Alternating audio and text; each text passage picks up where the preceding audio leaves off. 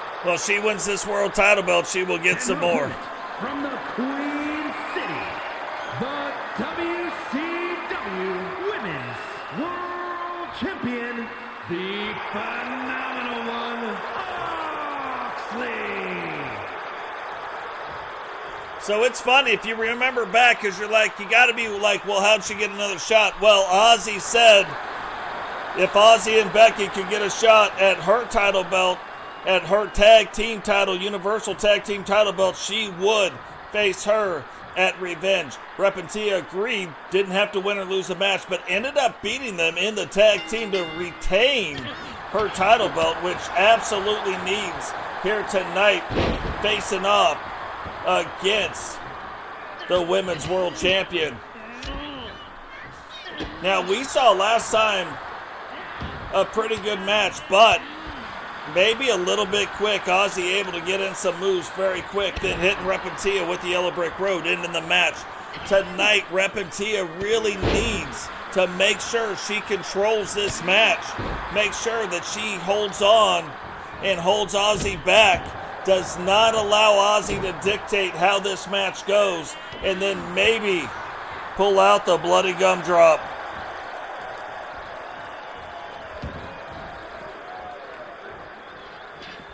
So Ozzy rolling out of the ring, but look at that, Ozzy saw her coming. Repentia runs back by and then comes back. And did you see Ozzy's head bounce off the back of that mat right there? You can see that's a very, very thin rubber mat. And Repentia remembers you can't win. The title belt will not change hands on a countout. So getting Ozzy back in to the ring to make sure that that is settled inside the ring.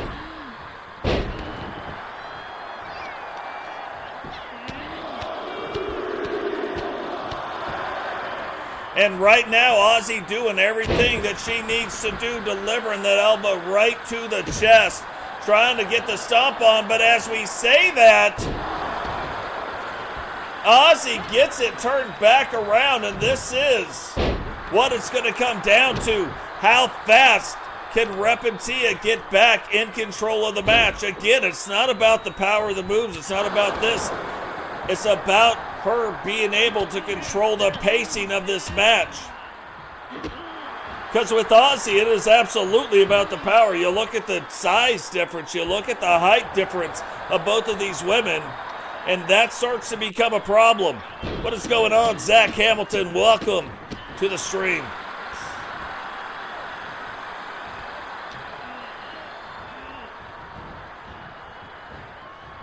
You guys don't know, Zack Hamilton is K-pop.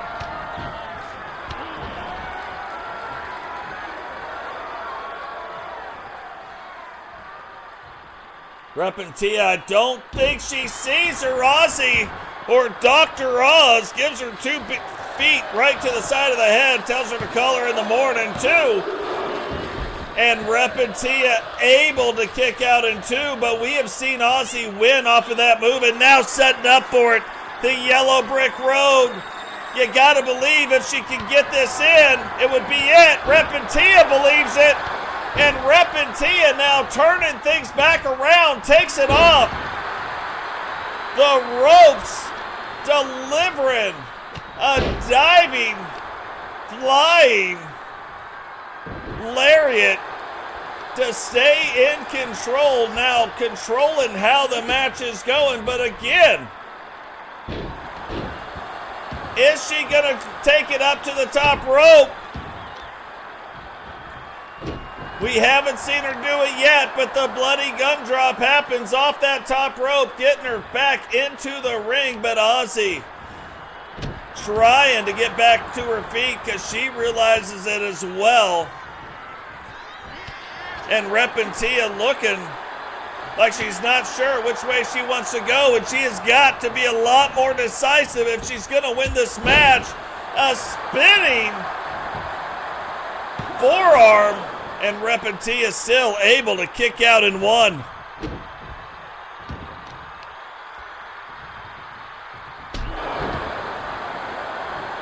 And look at that, Repentia right back up to her feet, and I think it shocked Ozzy a little bit, but Ozzy, when she gets shocked, she just starts letting the hands and the feet go. Repentia rolling out, trying to get back to her feet, trying to get ready for Ozzy, still stunned by what is going on, and you can see her trying to fight through it. But Ozzy understanding this might not be the same Repentia she wrestled in the first match, so she trying to stay in control as well. Rolls her back into the ring. Repentia trying to get up, Ozzy helping her out, giving her some help in all the wrong ways. Gets her back up to her feet. And what is this? Using that bottom rope and her foot to choke her.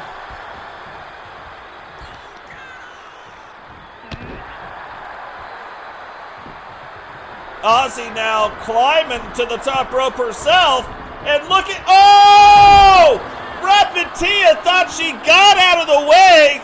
Ozzy turns it around and hits her. Anyway, now Repentia able to turn it around, gets into the ring, but Ozzy already back up on her feet, and this is not looking good for the challenger. This might be it. 1, 2, and Repentia finds a way to kick out anyway, but Monroe with the SpaghettiOs. Repentia getting back up to her feet. Ozzy locking it in and hits her with the yellow brick road, telling Repentia there is no place like the gold and winning and retaining the WCW World Women's Championship. Here is your winner, and still WCW Women's World Champion, the phenomenal one, Oxley. The craziest thing about this, though, is every time Repentia wrestles Ozzy, she ends up getting better. This was a match that you saw at a few different points. It looked like Repentia was going to win the match, but Ozzy's showing you why she is the greatest WCW Women's Champion ever. Ends up finding a way to draw on that experience and come away with a title defense. But now, the moment that a lot of people have been waiting for, Rowdy Hunt getting his very first. Now, he's been a world champion back in the days of TSW. He's been a champion in the WWE, but has not gotten a world title shot since the formation of WCW 2.0. Getting that title shot here tonight. Can Sentinel defend the WCW World Championship and extend the record streak he is on? The following champion versus champion contest is scheduled for one fall and is for the WCW World Heavyweight Championship. I was going to say, I said Rowdy's name. I know he's got to be here. So both guys in the comments right now getting a chance to watch it live. Now, the one thing that we know about, we've already seen Rowdy come out with Totes tonight. We know Rowdy from the nearest nightclub, but the main thing that we know, like the one thing without a doubt that we know, this is the worst town Rowdy has ever been to.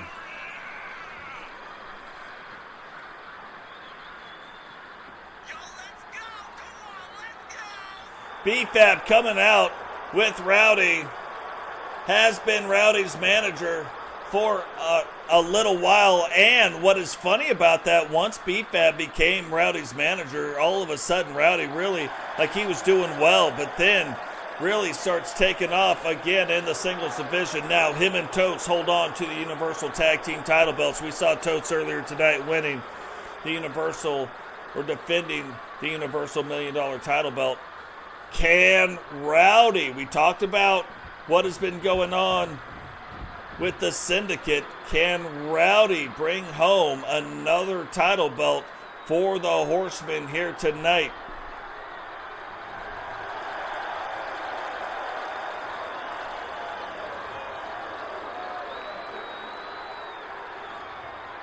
Totes doing his job on Thunder, beating Sentinel for that $1 million title belt, kind of evening up the odds a little bit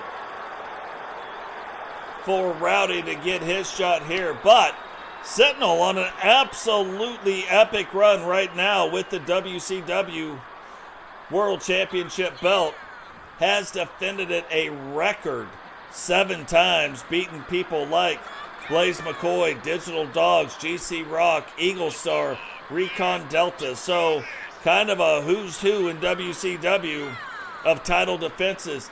Can he add Rowdy's name on the list here tonight, or will Rowdy, who is getting his very first WCW World title shot, can Rowdy bring home the gold, not just for himself, but also for the 4 Horsemen?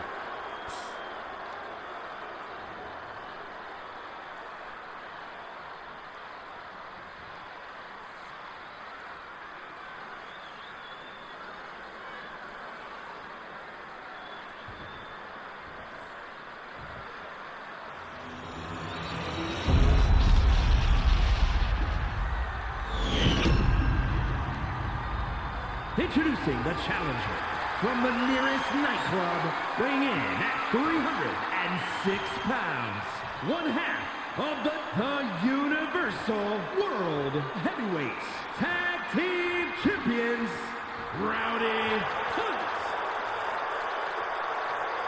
And his opponent from Virginia, weighing in at 308 pounds, the WCW World Heavyweight Champion, Sinister Trout.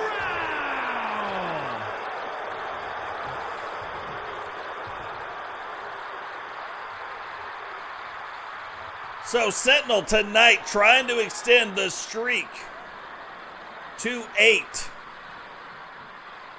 Rowdy trying to end the streak at 7 and bring that world title belt home to the Horsemen and put that world title belt back around the waist of Rowdy.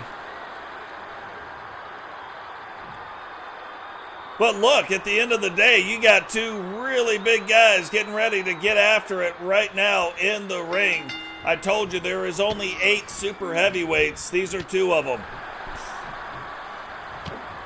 Now, these 2 both right on the borderline of not being, but still, at the end of the day, they are. So you got 2 guys within, I think, 1 pound of each other. You got 2 guys within 1 inch height of each other getting ready to get it on. So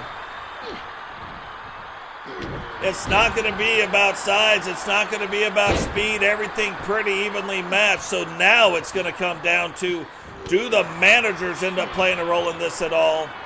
Is there any kind of outside interference at all? But more importantly, whose strategy here tonight is going to pay off in the long run? Whose strategy tonight, whose film study is going to pay off? And then the execution. Yeah, you got the strategy, you got this, you watched the film, you did all the stuff. But can you execute? Will the other guy be able to stop you from executing? Definitely going to find out. Now, this is the place Sentinel doesn't care. Again, if you're the champ, you don't care if you're on the outside of the ring. You don't care about that count because you can't lose the title belt on a count out. But if you're Rowdy, you absolutely want to make sure that you get back in the ring. Make sure that that title belt stays on the line. Rowdy getting back in.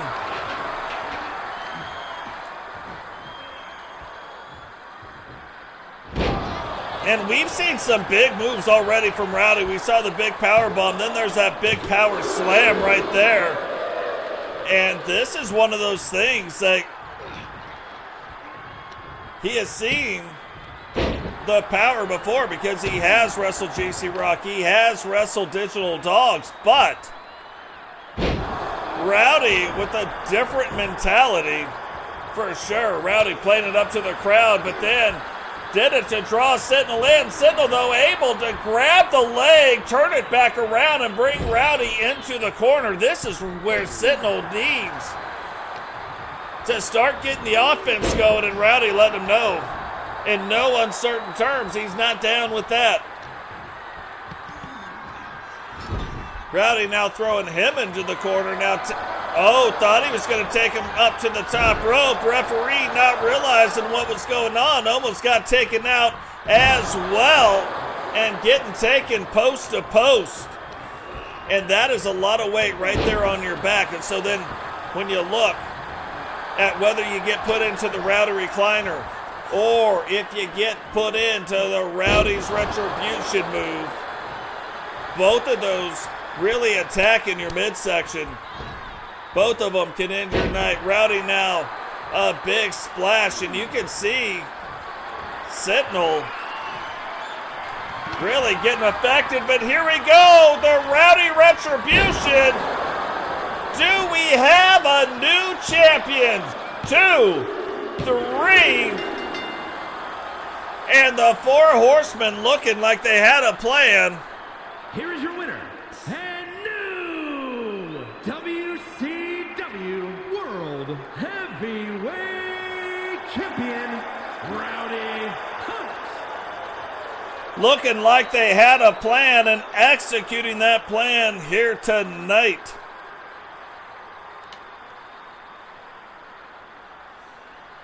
Totes goes in, takes the title belt off of Sentinel, the $1 million title. Rowdy coming in tonight, taking the world title belt off of Sentinel. Now, I got to tell you, again, we said it about R2K. We said it about Melinda. Sentinel has been on an absolute roll. Again, the greatest WCW world champion we've ever seen. Does he now get his sights set? Does he pay attention tonight to the match between Jay Savage and Bret Hart? And does he set his sights now on the Universal World title belt? Or is he coming back for the WCW World title? Definitely got to keep an eye on that. But GG's going out to the brand new WCW World Heavyweight Champion, Rowdy Hunt. Now, it's funny. Normally, you would look. We've seen 2 world title matches. Now we're going to see the Universal Divas title. But when you look at Rhea Ripley coming in to take on... The following contest is scheduled for one fall and is for the Universal Women's International Championship. But you look at Rhea Ripley coming in to take on the daughter of Kane, the largest female, the tallest for sure, and it's debated between her and Nia Jax who is the heaviest, but the largest female competitor in all of wrestling. It's a dream match. You want to see it. And so Rhea Ripley here tonight from the WWE. We've seen Totes McGotes able to defend off Cody Rhodes. So WCW 1, WWE 0. Can Rhea Ripley change that right now? Can Rhea Ripley bring home a Universal title belt and take it from the WCW back to the WWE? We'll find out today. We're going to find out right now.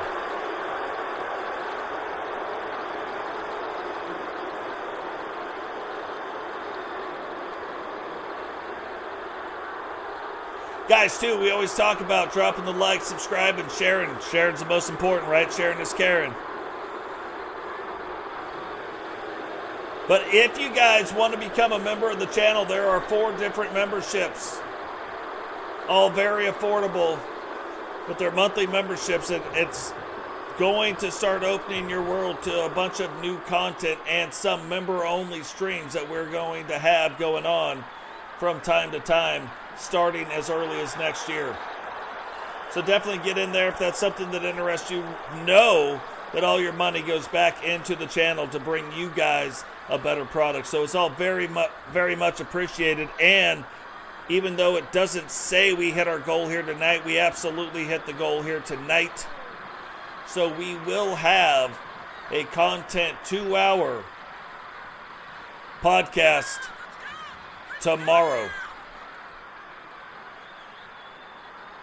Lots of stuff to talk about. And one of the things that we're going to go over, I'm going to dissect the card that we're watching here tonight. We're going to dissect this card and translate it back into the storylines and what it means. I'm not going to reveal. There's some other storyline stuff going on with this card, but I'm not going to reveal that stuff because it's much funner to let it happen. But there is some things that happen and some different things that could happen and some different ways it could go. We're going to talk about it tomorrow. It'll be a lot of fun.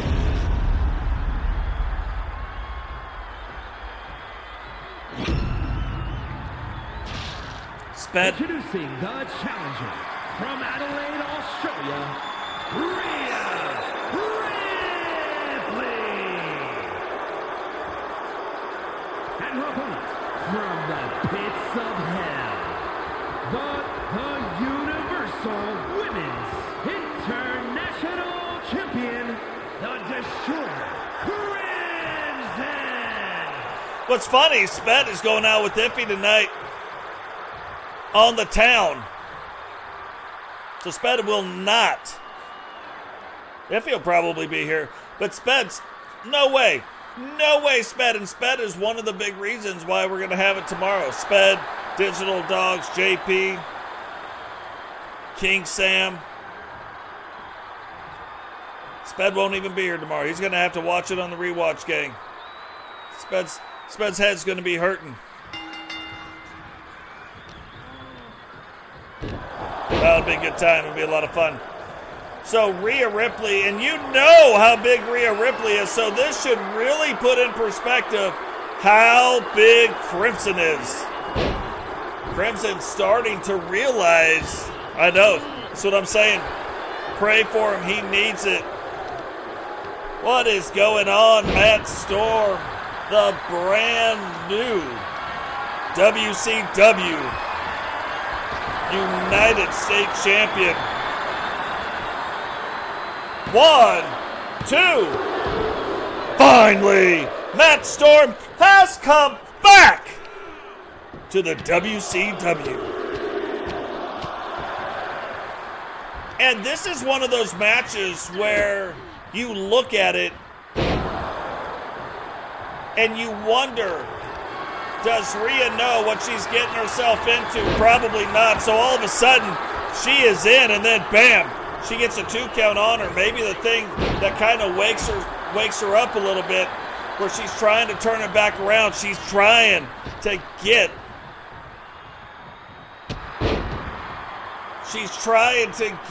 in control of the match, but look at this.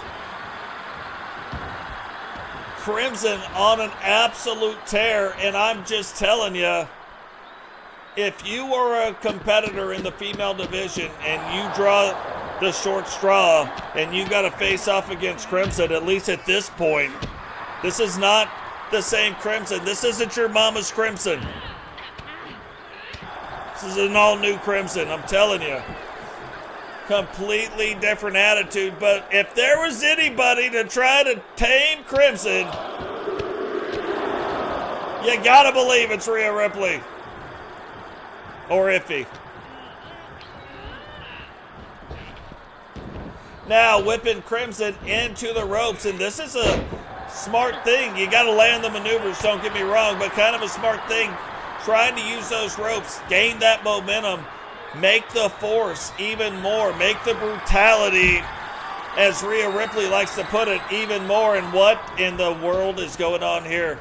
You want to talk about things you don't like to see? Now, we knew Crimson probably too big to be going over that top rope, but not too big to go through the middle of them. So through the middle of them she goes. Now Rhea Ripley really needs to use this time and use the outside parts of this arena, outside the ring, to try to make it the great equalizer. She gets her up, but Crimson able to fight through. Now, you got to keep an ear out to make sure, because, again, title belts can't change hands on countouts. You can win the match, but lose the war, so to speak, lose the title belt. So, Rhea, though, wisely getting back in, but this is what I mean, all new attitude. Crimson starting to really understand her size, really starting to come into her own. So is The Undertaker, her uncle, kind of giving her some pointers? Is her dad, Kane, giving her some pointers, or is she just starting to realize, yeah, I'd bet on Anita too. It's a good point, Iffy. One, and where earlier she was getting a 2 count, it looks finally like brutality and Rhea Ripley starting to set in a little bit. Rhea Ripley starting to remember who she is also. What was that? You want to talk about the coordination it takes. She jumps up using the top rope and then kicks Rhea Ripley right in the face. Rhea able, though, to recover quickly and turn some things back around.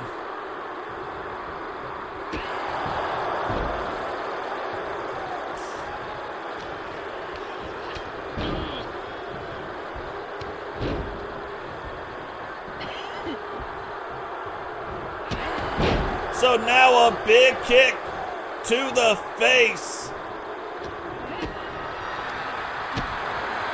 Crimson continuing the offense against Rhea. And look, every time Rhea starts to get things turned back around, it ends up not working out.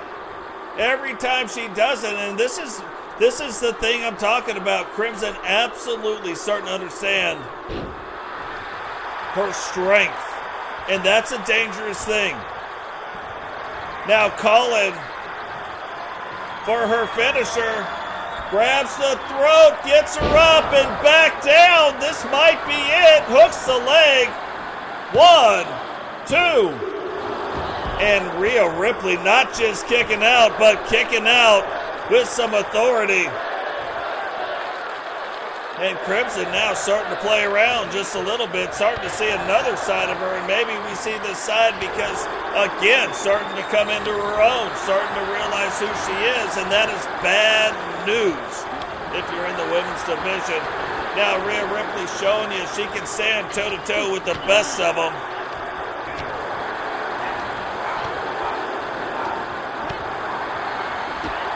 And finally delivering that super kick right to the face. Now trying to get the riptide hooked in. Can she hit it? She does. Rolls up both legs. 2, 3, and Rhea Ripley for the WWE wins the Universal Divas Championship. And now, the Universal Women's International Champion, Rhea Ripley. Rhea Ripley absolutely showing you that she does not care how big you are. And we watched Crimson dominate that match, but Rhea finding a way, just like when she faced off against Nia Jax, found a way to come back and win that match. Now we are down to the final 2 matches of the evening. Jay Savage facing off against Bret the Hitman Hart.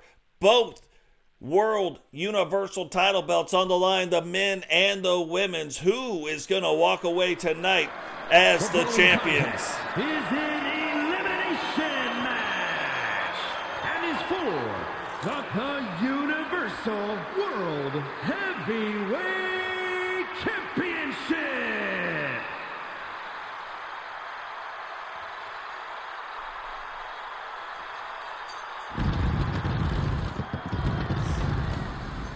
So remember, Jay Savage, the leader of the Syndicate. We have seen the Syndicate win the Cruiserweight titles. We have seen them not be able to win the tag team titles, but already taken a small step forward by winning the Cruiserweight title. Can they take another big step forward here right now with Jay Savage winning the Universal World title belt? We're going to find out.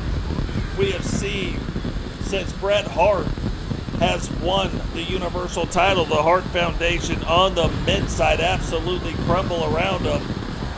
When he won that title belt, there was a Hart Foundation. You had 3 other members of it, and now all 3 of those members not even in the WCW. So, does the title come at a price? Absolutely does.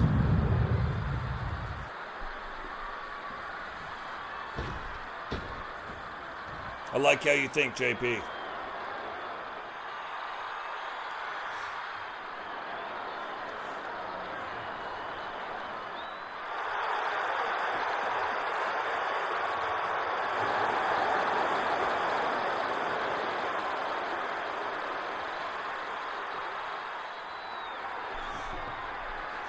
So Bret Hart coming down to the ring. You see the title belt around his waist.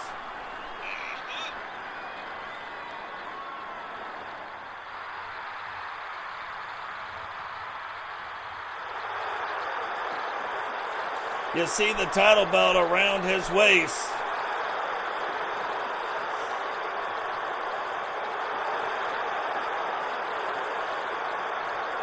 And we have seen him absolutely defending this belt. And again, it kind of goes into this like who's who of who, right? If he can come away with this win here tonight, he will tie Roman Reigns as having the longest or as many title defenses. He's already defended it 3 times. He could make it 4. Washington, weighing in at 269 pounds, Jay Savage. And his opponent, from Calgary, Alberta, Canada, weighing in at 235 pounds, the Universal World Heavyweight Champion, Bret the Hitman Hart.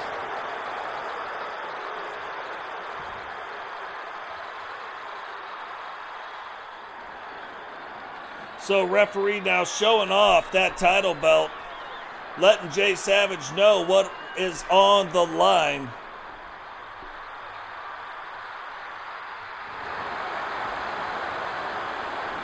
Referee showing it, and then we are going to go ahead and get this thing started. Now remember, the last time these two fought, Bret Hart coming away with the win, able to put the submission on. And even though Jay Savage did not tap out, you got to believe it was because of the sharpshooter that he lost. Bret Hart getting the pinfall, but really looking like the sharpshooter took it out of that lower back, or of the lower back of Jay Savage. Is that what will happen here tonight? Is Bret Hart going to keep going and keep the same strategy he had from their previous match? Or will Jay Savage put him in a position to where he can't do that? Will Jay Savage control the match? And then can Jay Savage get the tripletta, get the triple butterfly put onto Bret Hart? And will that end the match? You can see right there, both men have very strong moves, but that sit-down powerbomb right there, absolutely a backbreaker. And if you had to give somebody an advantage in the power department, you got to believe Jay Savage has got that. And look at this, bringing in the sledgehammer, hitting him right in the gut. and getting a 1 count.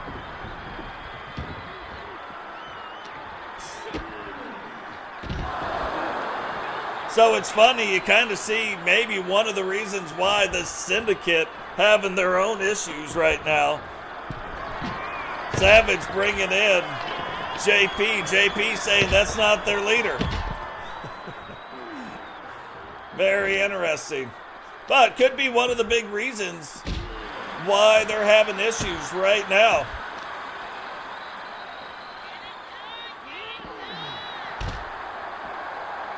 Bret Hart now taking it to the outside of the ring, and you can see that in this match, the falls will count anywhere. Referee on the outside of the ring, so there is nowhere to run in this match. There is nowhere to hide. Bret Hart trying to stay after Savage and really kind of taking his time a little bit. Kind of slowing it down and making sure that he stays in control. Now, Bret Hart grabbing that sledgehammer, and now is he going to try to get to work on Jay Savage? And it looks like he is not sure what he wants to do, and now he is right to the midsection, goes, hooks the leg, 1, 2, and Savage able to kick out in 2.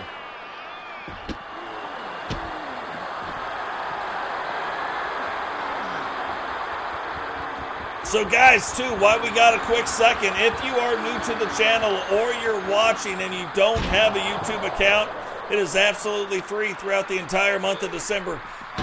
Make an account and then go and subscribe to the channel. It really helps out the channel, and it helps you see when we go live. So if this is something you guys are interested in, absolutely go create the account. It's free. Subscribing is free.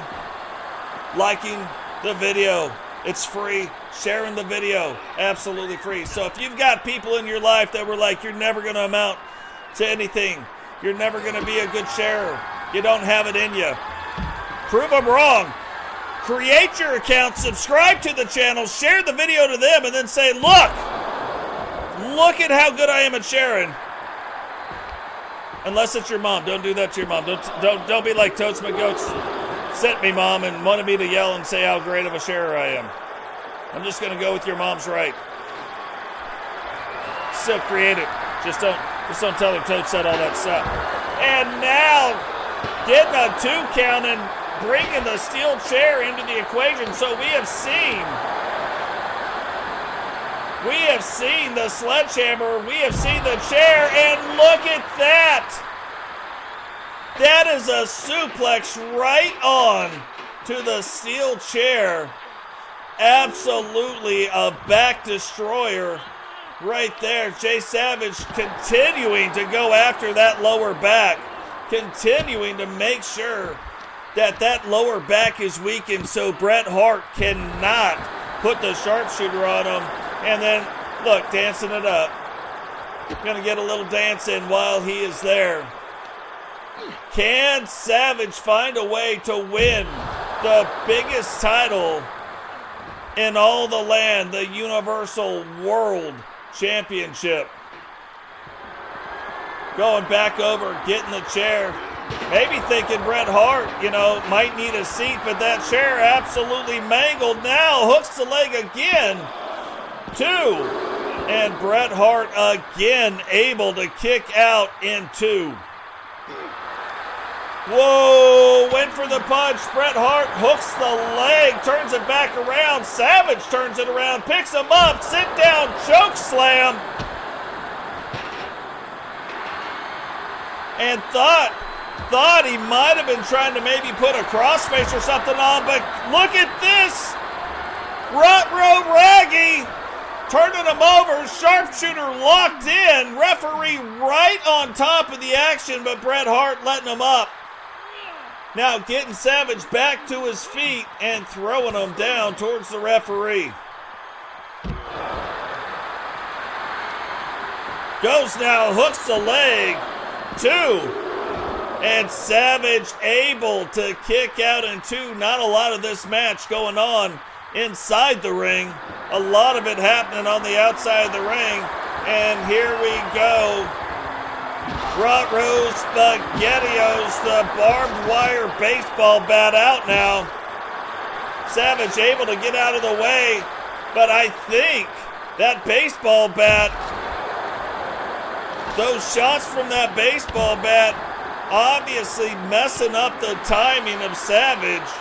Savage not moving as fast as he was moving before, and Bret Hart still just absolutely attacking the lower back and midsection of Jay Savage. Jay Savage needing to find a way to get back in control, but look, even Bret Hart wore out from how this match has developed up to this point.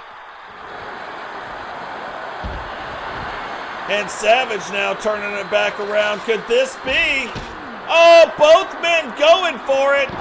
Instead, Savage, this is how he lost last time. Lost with that pile driver. 1, 2, 3.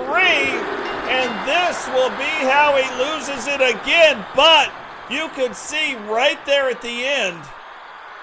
Here is your winner, and still the Universal World Heavyweight Champion, Bret the Hitman Hart. You could see him go for the tripletta. Both men trying to kick. Bret Hart's actually landed and then getting put in that spinning pile driver. Bret Hart able to retain the Universal World title belt.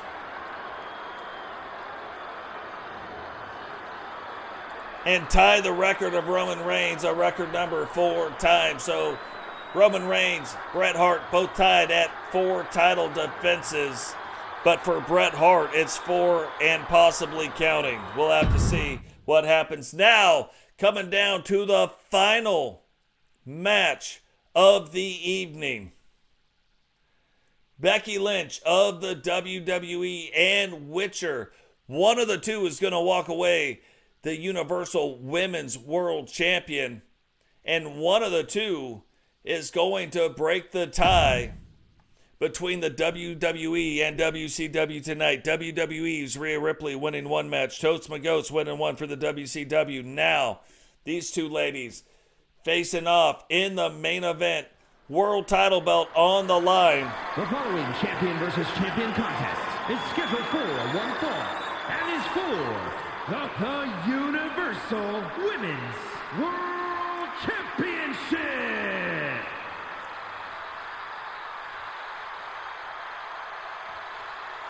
World title belt on the line, but you heard champion versus champion match. Becky Lynch, currently the WWE Intercontinental Women's Champion. That title belt cannot be on the line against a WCW wrestler. But the title belt that is on the line is the Universal Championship. Becky Lynch getting her shot here tonight at Witcher. But one thing that we can almost guarantee, she has never seen anything like what she's about to see. Maybe she's seen it on TV. Maybe she hasn't. Who knows? But she hasn't seen it in real life. She hasn't seen the likes of The Witcher.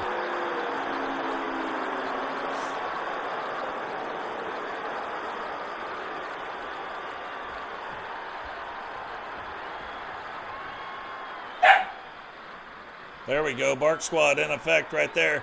If you're wondering where we got the name Bark Squad, there it is. And this is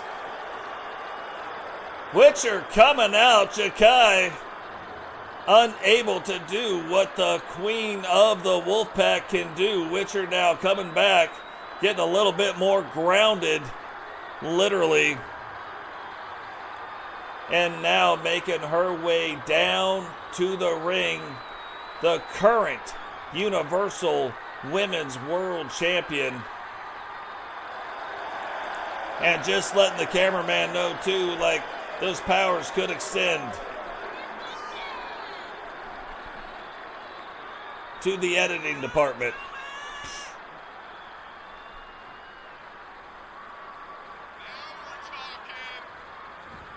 So now, just think about this. You're Becky Lynch. You're sitting in the ring right now. You're looking at what is going on and what just happened in the entrance of the Witcher. And you've got to be thinking to yourself, that is freaky. Absolutely freaky. And I don't know. Maybe at that point, like, you know, Frankie Two Fingers was getting ready to fight the Witcher, I'd be like, no, not doing it. I agreed to fight somebody. I did not agree to fight that.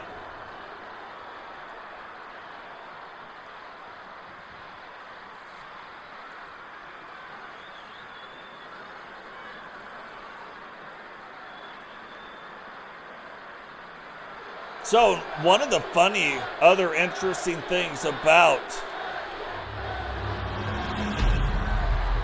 and I don't know which one you hold, but I'm pretty sure you hold the one for the WCW title, not the Universal World title. But the challenger from Dublin, Ireland, the WWE Women's Intercontinental Champion, Becky Lynch.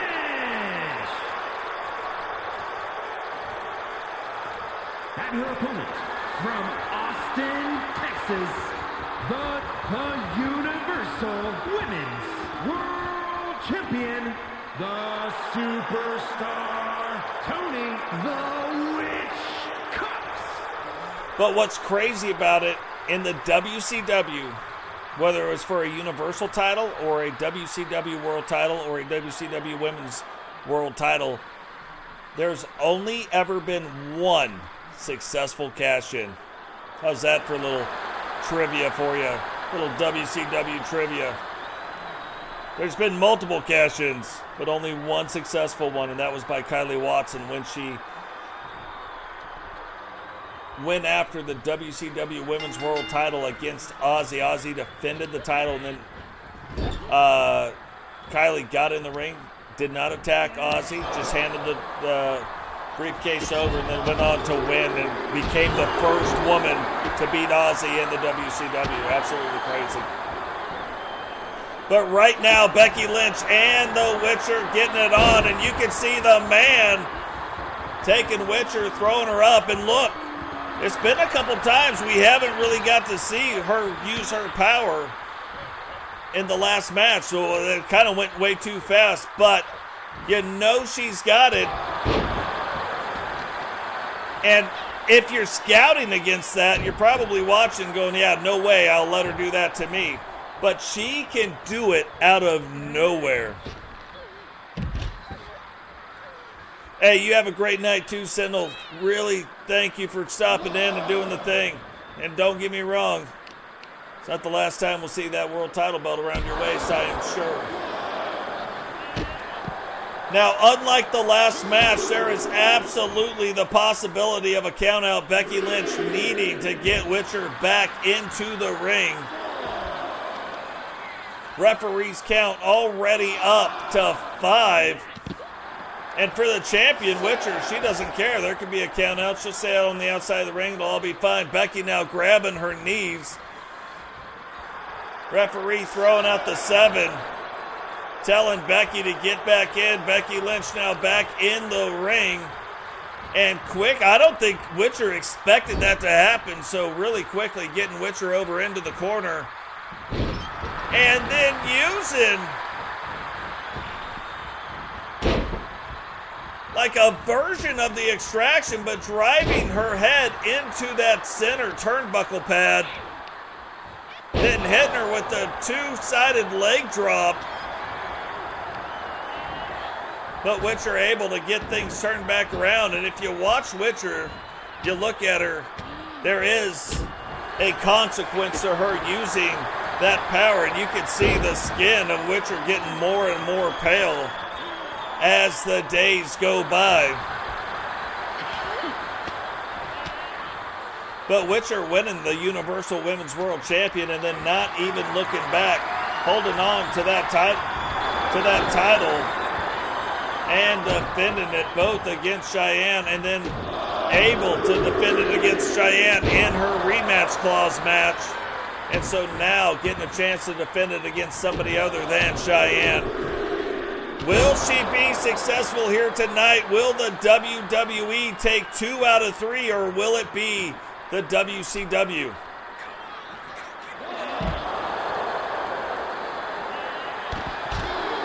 And we call the outside of the ring the great equalizer. You can see that really thin rubber pad against the concrete floor.